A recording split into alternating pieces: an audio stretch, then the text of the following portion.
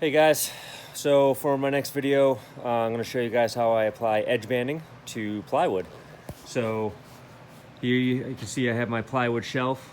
I have 4 of them actually, and they are going to be for the pantry in my house.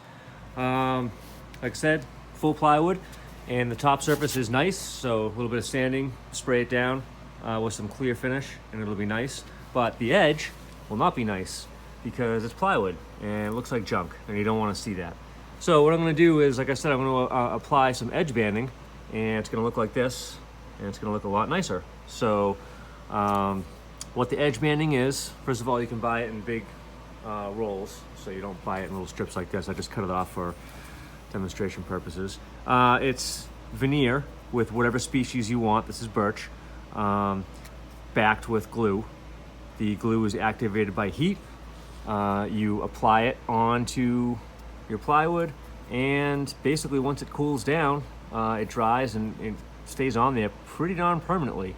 You'll notice that the edge banding is wider than the thickness of the plywood, so you have some leeway when you're applying it to not put it on there absolutely perfect. But then once it's dry and cooled down, you can go back and you can trim it, and I have a little tool for that. So let's get started. Okay, so here's some of the tools I'm going to be working with. I have an iron. This iron is pretty darn old, but I like it because it has a nice solid flat surface on the bottom. Generally this is all I use. This is actually the first time I'm going to be applying edge banding to round surfaces. But if it's just a flat surface, all you need is an iron, and you basically just run it right along the flat surface. For the curved surfaces, I'm gonna give it a go with my heat gun. That should work just fine. I have my edge banding, a pair of scissors to cut it to length, some tape to hold it down, a wood block that you're going to use to hold the edge banding down while it's curing, and my trimmer tool, which we'll get to later on. Alright, so first step is to figure out how long of a piece you need. You want one continuously long piece. You don't want to have to try to splice up end. Alright, so a good technique for measuring out your edge banding is on this far side here. I've taken some tape and I've taped it down so it can't come off. And then I'm basically just going to run this right along, making sure you're staying nice and tight.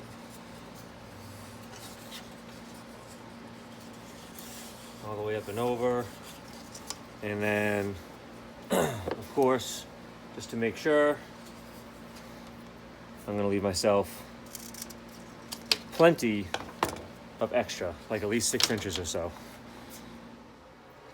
Alright, so when you start, I usually just start with just a little section first to get that adhered down, and that's kind of like your anchor point. Make sure that's on there nice and straight, everything looks good.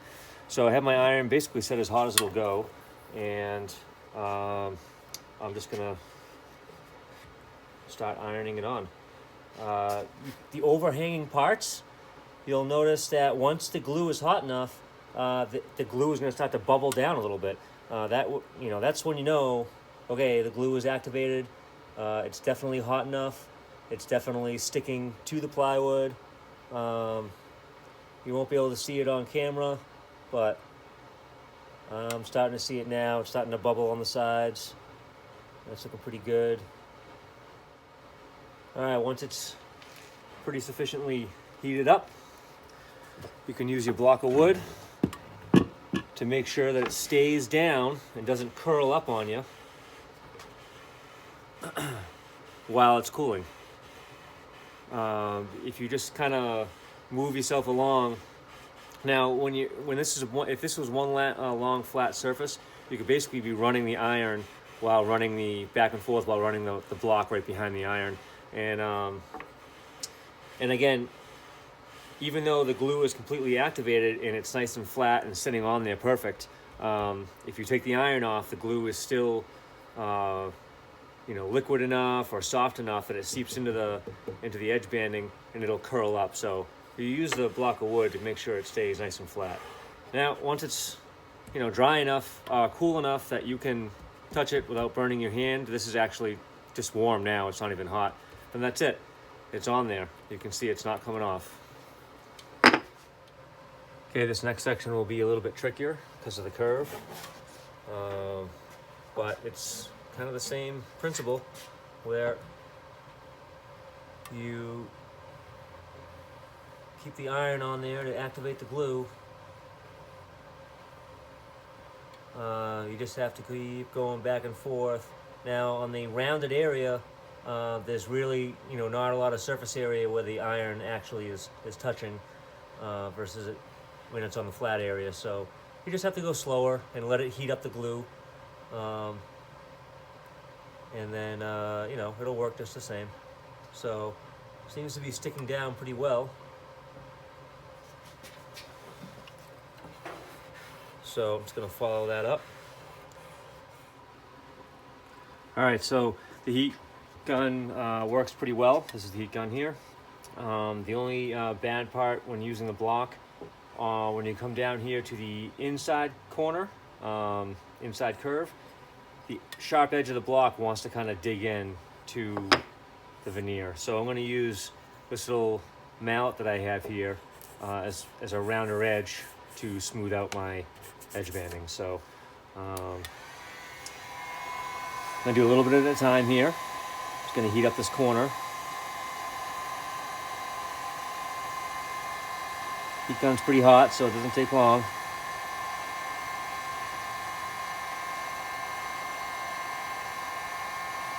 Once it's hot, set that aside. Make sure it's lined up.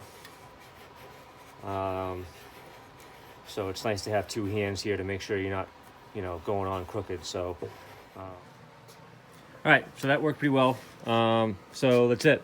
So the combination of the heat gun and the iron, I'm gonna work my way around all the way, and I should have plenty of leftover here to make sure I'm definitely not gonna come up short.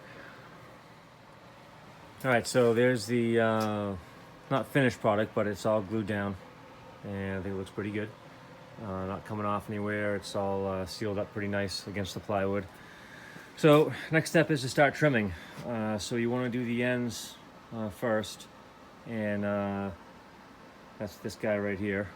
Basically what I'm going to do is set the camera up so you can see, and I'm going to take a razor blade and get it pretty close.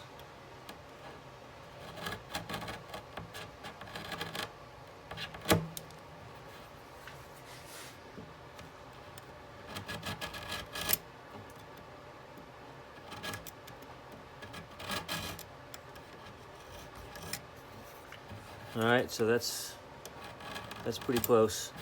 And then you can just take it the rest of the way with sandpaper. Maybe sandpaper on a block.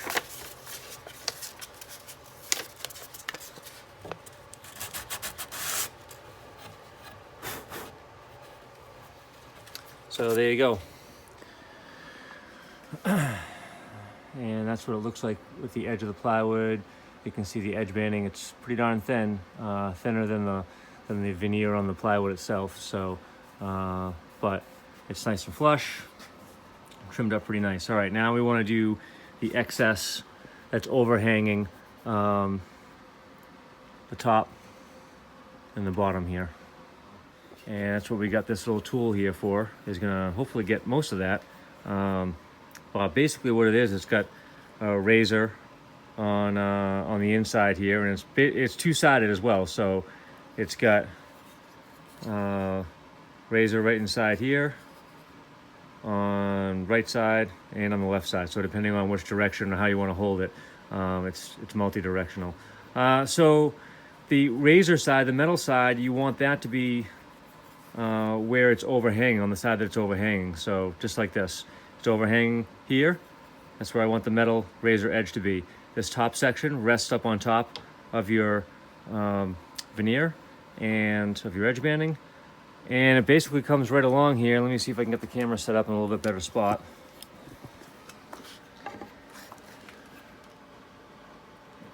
And it trims off the excess veneer, just like that. and you go back and it doesn't, sometimes it doesn't leave it exactly perfect, but you can use some sandpaper to clean that up as well. So basically gonna run this right along this whole surface, turn it around in my vise, do the other side. Okay, I just wanted to point out a little issue that I ran into when you're using the edge band trimmer. This little guy here, it won't do these inside corners. So I basically had to stop here, start down here, same within that corner. So another helpful tool for doing these inside edges that I just forgot about was using a file. Of course, a round edge, you're going to need a round file, so that's what I have here, round file. And, you know, outside curves or flats, you can use the flat side of the file. But yeah, I'm basically drawing it in towards myself so that I don't, you know, rip off the edge banding at all, and I don't just go in one direction. I want to be going towards myself, but you know, following the curve at the same time. And you can see it's kind of peeling that edge off pretty quickly, a lot faster than sandpaper. Okay, once it's all cleaned up, as far as cutting off the edges, you can go back with sandpaper and hit everything up now just to make sure, you know, it's going to be a nice sharp 90-degree edge. You're basically just going to run your sandpaper, start on the flat, and then slowly, as you're going back and forth, rotate your way up. So you don't want to spend a lot of time on here with the sandpaper, just because, you know, the edge banding is really thin, the veneer on the plywood's really thin, you don't want to, you know, sand through it. But what are you doing is it's still going to be a sharp edge, but microscopically there's going to be a small round if you go back and forth with the sandpaper and slowly work your way around that corner. And that just kind of eases the edge so that when you run your finger across it, it's not so super sharp. All right, well, that's it.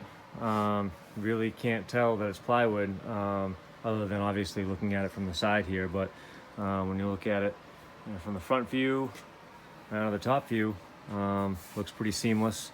It's all sanded down, so feels nice on my hands. When I go to put stuff on and off the shelves, if you catch the edge, it's nice and round. So that's it. As far as whatever finish you want to put on there, you finish it like you normally would finish anything else. So there you go. Hopefully you learned something.